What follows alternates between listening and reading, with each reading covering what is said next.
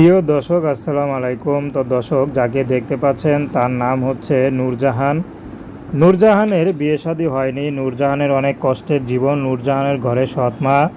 নূরজাহানের বাবা রিক্সা চালায়। তো নূরজাহানের সৎমা যা বলে তাই নূরজাহানের বাবা করে। নূরজাহানকেও সেটা করতে বাধ্য হয়, কারণ নূরজাহানের পৃথিবীতে কেউ নেই। নূরজাহান খুব কষ্টে বড় হয়েছে। নূরজাহানের ইচ্ছা ছিল পড়াশোনা করা, কিন্তু করতে পারেনি।